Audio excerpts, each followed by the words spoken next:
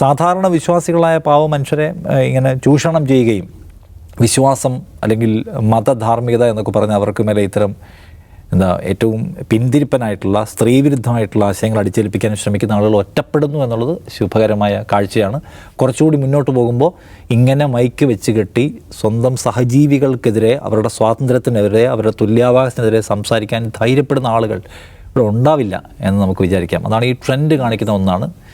മനുഷ്യർക്ക് ദൈവവിശ്വാസത്തിന് ഡയറക്റ്റായിട്ടുള്ള ഇടപാടുകൾ ഉണ്ടാവട്ടെ. ഇടനിലക്കാർ, അവരുടെ വഴികാട്ടലുകൾ, അതിൻ്റെ സാധ്യതകളും കുറച്ചൊരു കഴിയുമ്പോൾ ഇല്ലാതാവുന്നതാണ് എനിക്ക് തോന്നുന്നത്.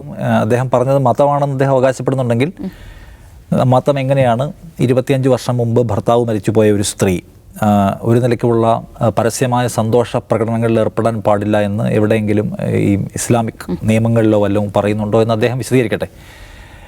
അങ്ങനെ ഒരു നിയമം ഇനി ഉണ്ടോ എനിക്കറിയില്ല. ഉണ്ടെങ്കിൽ മനുഷ്യൻ്റെ സ്വാതന്ത്ര്യത്തെയും അവൻ്റെ സ്വതന്ത്രാഭിലാഷങ്ങളെയും തടഞ്ഞു വെക്കുന്ന ഒരു നിയമസംഹിതയും അതിജീവിക്കാൻ പാടില്ലാത്തതാണ്. അങ്ങനെ ഞാൻ വിചാരിക്കുന്നില്ല, ഞാൻ എവിടെയും കണ്ടിട്ടില്ല. ഇന്നേരം പരിശോധിച്ച് നോക്കിയാൽ മൊത്തം അതാണ് ഈ വിഷയത്തിൽ മുമ്പായിട്ട്.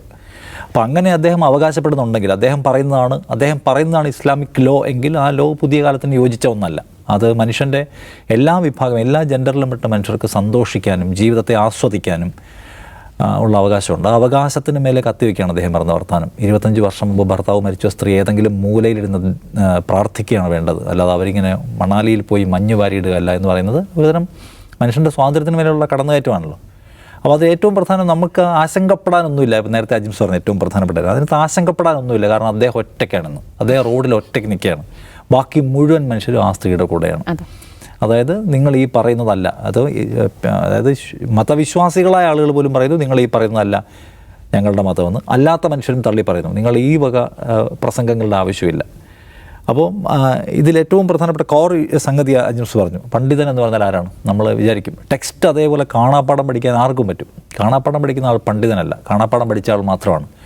അപ്പോൾ ഓരോ മാറിയ കാലത്തിനും മാറിയ മനുഷ്യൻ്റെ ജീവിത പ്രതിസന്ധിക്കും ജീവിത സന്ദർഭങ്ങൾക്കും അനുസരിച്ച് ടെക്സ്റ്റിനകത്ത് പറയുന്ന സംഗതികളെ വ്യാഖ്യാനിക്കുക എന്ന് പറയുന്നതാണ് ഏറ്റവും പ്രധാന പണി. പുതിയ കാലത്തിനനുസരിച്ച് റിസർച്ചുകൾ നടത്തുക, പുതിയ തരത്തിലുള്ള വ്യൂ പോയിൻറ്റ്സ് അവതരിപ്പിക്കുക. ഇത് അവതരിപ്പിക്കാതെ ഇസ്ലാമിൻ്റെ അടിസ്ഥാന ടെക്സ്റ്റ് എന്താണ് പറയുക, ഖുർആനാണ്. ഖുർആൻ കാണാതെ പഠിക്കുക, അല്ലെങ്കിൽ ഹദീസുകൾ എന്ന് പറയുന്ന സംഗതികളെക്കുറിച്ച് ധാരണ ഉണ്ടാവുക, അല്ലെങ്കിൽ ബൈബിൾ മുഴുവനായി കാണാതെ പഠിക്കുക, ഗീത മുഴുവനായി കാണാതെ പഠിച്ച ആളുകൾ പണ്ഡിതരല്ല, കാണാതെ പഠിച്ചവർ മാത്രമാണ്.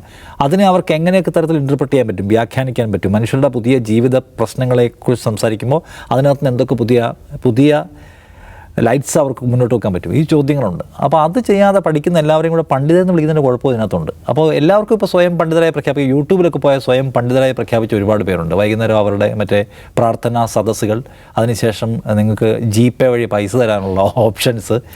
അപ്പോൾ സാധാരണ വിശ്വാസികളായ പാവ മനുഷ്യരെ ഇങ്ങനെ ചൂഷണം ചെയ്യുകയും വിശ്വാസം അല്ലെങ്കിൽ മതധാർമ്മികത എന്നൊക്കെ പറഞ്ഞ് അവർക്ക് മേലെ ഇത്തരം ഏറ്റവും പിന്തിരിപ്പനായിട്ടുള്ള സ്ത്രീവിരുദ്ധമായിട്ടുള്ള ആശയങ്ങൾ അടിച്ചേൽപ്പിക്കാൻ ശ്രമിക്കുന്ന ആളുകൾ ഒറ്റപ്പെടുന്നു എന്നുള്ളത് ശുഭകരമായ കാഴ്ചയാണ്. കുറച്ചുകൂടി മുന്നോട്ട് പോകുമ്പോൾ ഇങ്ങനെ മൈക്ക് വെച്ച് കെട്ടി സ്വന്തം സഹജീവികൾക്കെതിരെ, അവരുടെ സ്വാതന്ത്ര്യത്തിനെതിരെ, അവരുടെ തുല്യാവകാശത്തിനെതിരെ സംസാരിക്കാൻ ധൈര്യപ്പെടുന്ന ആളുകൾ ഇവിടെ ഉണ്ടാവില്ല എന്ന് നമുക്ക് വിചാരിക്കാം. അതാണ് ഈ ട്രെൻഡ് കാണിക്കുന്ന ഒന്നാണ്.